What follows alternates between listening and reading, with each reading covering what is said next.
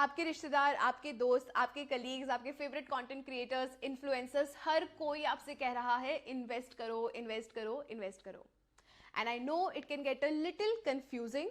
Now before we go ahead, don't forget to subscribe to our channel and hit the bell icon ताकि जैसे ही हमारे कभी भी नए वीडियोस आएंगे तो आपको एक नोटिफिकेशन आ जाएगा.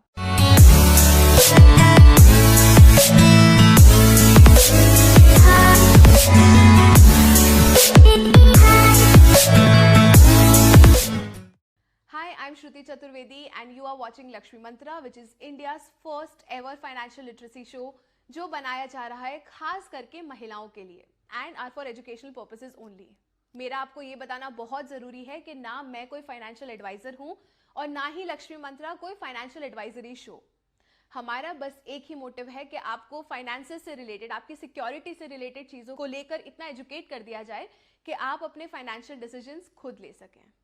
जब मैंने स्टार्टिंग में अपनी इन्वेस्टमेंट करनी शुरू की तो मेरे इन्वेस्टमेंट प्लानर ने, मेरे फाइनेंशियल प्लानर ने मुझसे एक बहुत ही बेसिक एक्सरसाइज करवाई जो काफ़ी लंबी चली थी, but I think that was a very important exercise to do. उन्होंने मुझे बिठाकर लिखवाया कि मेरे इमीडिएट गोल्स क्या हैं, मेरे ड्रीम्स क्या हैं, मेरे सपने क्या हैं, मेरी इमीडिएट नीड्स क्या होने वाली है. जैसे कि उन्होंने मुझसे पूछा कि क्या मुझे कभी घर लेना है, अगर लेना है तो कहाँ लेना है, कितने कमरों का लेना है, क्या मुझे शादी करनी है, अगर शादी करनी है तो क्या मुझे बच्चे करने हैं. ये सारे सवाल उन्होंने मुझसे जानने की कोशिश की. I am a single child, तो उन्होंने मुझसे ये भी पूछा कि मेरे पेरेंट्स का फैमिली मेडिकल हिस्ट्री क्या है, ताकि वो ये भी प्रेडिक्ट कर सकें कि हाँ, हो सकता है कि मेरे पेरेंट्स को आने वाले कुछ साल में उन बीमारियों के लिए ट्रीटमेंट की ज़रूरत होगी.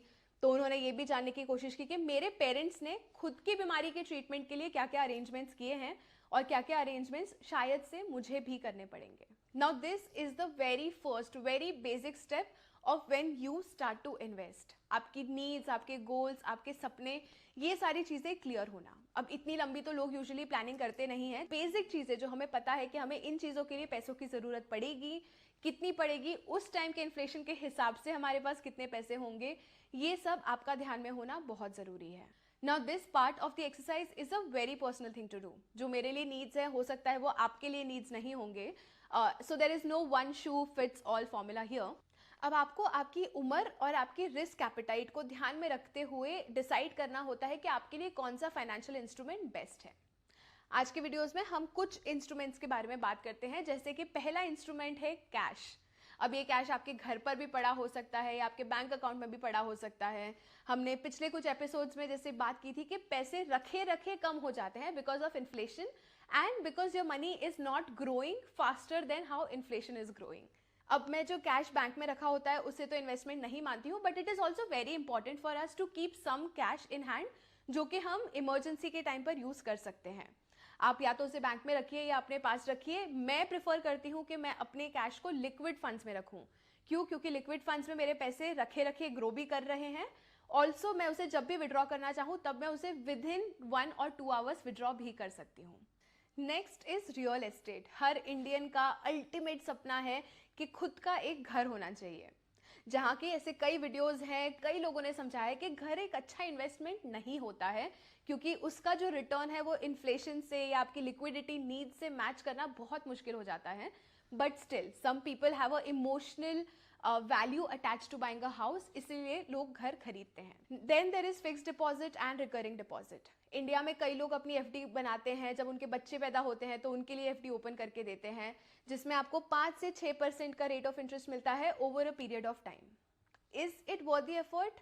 आई डोंट थिंक सो. आज से कुछ साल पहले की बात थी तो yes, FD was a great option to invest. But आज की तारीख में इन्फ्लेशन जब 6% से अगर बढ़ रहा है, महंगाई जब 6% पर बढ़ रही है, तब अगर आपको कोई 6% का रिटर्न देता है तो आपके पैसे ग्रो नहीं हो रहे हैं, वो जितने हैं उतने ही रह रहे हैं. But again, like this is me, you have to decide what works the best for you because FDs में कोई भी रिस्क नहीं होती. It's one of those investment classes जिसमें risk is almost negligible. Next is equity. ये उन लोगों के लिए है जिनके पास में रिस्क एपेटाइट भी है और वो अपने पैसों को इन्फ्लेशन से ज़्यादा तेज़ी से ग्रो करना चाहते हैं. Now this class has a medium to high risk depending on what option do you select out of different equity investment options. Equity का सिंपल सा मतलब होता है किसी भी कंपनी में उसका स्टेक होल्डर होना, किसी भी कंपनी में हिस्सेदार होना. तो जैसे जैसे वो कंपनी ग्रो करती है या वो फंड ग्रो करता है, आपके पैसे भी ग्रो करते हैं. Mutual fund, stocks, all of these things come under equity investments. फिर आता है gold, and I am not talking about gold jewellery, I am talking about gold as an investment option. आपको ये चीज़ हमेशा पता होनी चाहिए कि पेपर पर जो सोना होता है या डिजिटल जो सोना होता है, उसका रिटर्न आपके गले पर पहने हुए सोने से कई ज़्यादा होता है.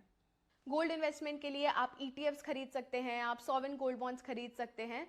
Don't worry, we will make a separate episode on how to invest in gold.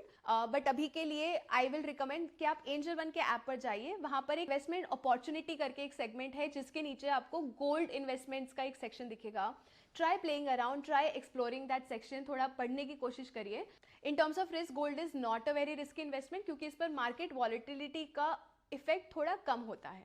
अगर आप लॉन्ग टर्म इन्वेस्टमेंट के बारे में सोच रहे हैं, then you should also check out national pension system, which is NPS, जिसे पेंशन फंड रेगुलेटरी और डेवलपमेंट मैनेज करते हैं. Now NPS is a mix of FD, stock bonds, mutual funds, equity, all of them put together. आप आपकी risk appetite के हिसाब से देख सकते हैं कि आपको इस पूरी बास्केट में से कहाँ कहाँ इन्वेस्ट करना है और कब तक इन्वेस्ट करना है. If you can invest your money for 15 years, अगर आप ऐसे पैसे 15 साल तक किसी जगह इन्वेस्ट कर सकें जहाँ पे आपको उन पैसों की ज़रूरत कम से कम 15 साल ना पड़े, then you can also look at PPF, which is pension provident fund. इस इन्वेस्टमेंट में आपको टैक्स फ्री कंपाउंडिंग का बेनिफिट मिलता है और आपके प्रिंसिपल और इंटरेस्ट दोनों पर आपको गवर्नमेंट की गारंटी मिलती है. इसलिए PPF is considered a very safe investment, not great returns but not very bad either. And then there are some wild investment options like crypto currency. अगर आप अभी अभी अपनी फाइनेंशियल जर्नी की शुरुआत कर रहे हैं, तो मैं आपको रिकमेंड नहीं करूंगी कि आप क्रिप्टो करेंसी में इन्वेस्ट करिए, because these can be a little risky और आपको आपकी एपेटाइट के हिसाब से, आपकी रिस्क एपेटाइट के हिसाब से इन्वेस्टमेंट करना चाहिए. मैं क्रिप्टो करेंसी में ट्रेड करती हूँ, इन्वेस्ट करती हूँ, बिकॉज मुझे मजा आता है and I only do it with money that I am okay losing. Crypto currency interesting तो है बट ऑल्सो वेरी रिस्की, क्योंकि ये अभी तक रेगुलेटेड नहीं है और इसका फ्यूचर काफ़ी अनप्रेडिक्टेबल है. सो हमने अभी अभी आपके 8 इन्वेस्टमेंट ऑप्शंस के बारे में जाना और आज का टास्क आपका ये है, जो मेरे फाइनेंशियल एडवाइजर ने मुझे इन्वेस्टमेंट कराने से पहले करवाया था, जहाँ मुझे पेन पेपर पर मेरे अगले कुछ सालों की नीड्स, गोल्स और ड्रीम्स को लिखवाया था. तो सबसे पहले आपको लिखना है कि आपकी इमीडिएट नीड्स क्या होने वाले हैं, आपकी फैमिली के इमीडिएट नीड्स क्या होने वाले हैं, आपके ड्रीम्स क्या हैं, आपके गोल्स क्या हैं और वहां तक पहुंचने के लिए आपको कितने पैसों की ज़रूरत कब पड़ने वाली है. और फिर हमने आज जो सारे ऑप्शंस डिस्कस किए, आप इन सारे ऑप्शंस के बारे में सोचिए, इनके बारे में थोड़ा रिसर्च करिए और कमेंट सेक्शन में मुझे बताइए कि आपको क्या लगता है, आपके लिए कौन सा ऑप्शन कैटेगरी सबसे बेस्ट है.